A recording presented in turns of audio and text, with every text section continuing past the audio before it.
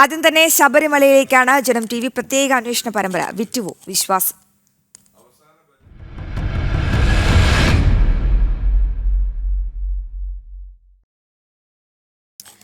ശബരിമല സ്വർണ്ണക്കവർച്ച കേസിൽ SIT കുറ്റപത്രം സമർപ്പിക്കാത്തതിനാൽ മുഖ്യപ്രതിയടക്കം jail മോചിതനാകാൻ സാധ്യത.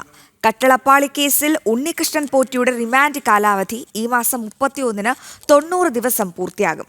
ദ്വാരപാലക ശില്പക്കേസിൽ ജാമ്യം ലഭിച്ച പോറ്റിക്ക് ഈ കേസിലും ജാമ്യം ലഭിച്ചാൽ ഉടൻ ജയിൽ മോചിതനാകും. അതേസമയം മുൻ എക്സിക്യൂട്ടീവ് ഓഫീസർ സുധീഷ് കുമാർ ഇന്ന് വിജിലൻസ് കോടതിയിൽ സ്വാഭാവിക ജാമ്യത്തിനായി ഹർജി സമർപ്പിക്കും.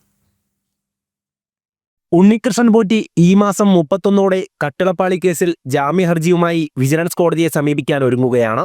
അതിനു മുൻപെങ്കിലും SIT കുറ്റപത്രം സമർപ്പിച്ചില്ലെങ്കിൽ പോറ്റിയും ജയിൽ മോചിതനാകും. ദ്വാരപാലക ശില്പക്കേസിൽ ഉണ്ണികൃഷ്ണൻ പോറ്റിക്ക് നേരത്തെ ജാമ്യം ലഭിച്ചിരുന്നു.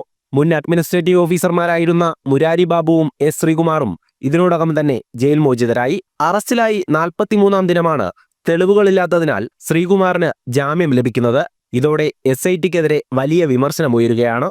ഇതുവരെ ഇടക്കാല കുറ്റപത്രം പോലും സമർപ്പിക്കാത്തത് എന്തുകൊണ്ടെന്ന ചോദ്യവുമുണ്ട്. റിമാൻഡ് കാലാവധി 90 ദിവസം കഴിഞ്ഞാൽ പ്രതികൾക്ക് സ്വാഭാവിക ജാമ്യം അനുവദിക്കുക പതിവാണ്. കോടതിക്കിതിൽ വിവേചനം കാണിക്കാനാവില്ല. SITയുടെ മെല്ലെപ്പോക്ക് പ്രോസിക്യൂഷനും വെല്ലുവിളിയാണ്. മുൻ എക്സിക്യൂട്ടീവ് ഓഫീസർ സുധീഷ് കുമാർ അറസ്റ്റിലായി 90 ദിവസം പിന്നിട്ടു. ഇന്ന് 2 കേസുകളിലും സ്വാഭാവിക ജാമ്യം തേടി വിജിലൻസ് കോടതിയിൽ ഹർജി സമർപ്പിക്കും. വരും ദിവസങ്ങളിൽ മറ്റു പ്രതികളും ഇതേ രീതിയിൽ പുറത്തിറങ്ങാനാണ് സാധ്യത. ജനം, കൊല്ലം.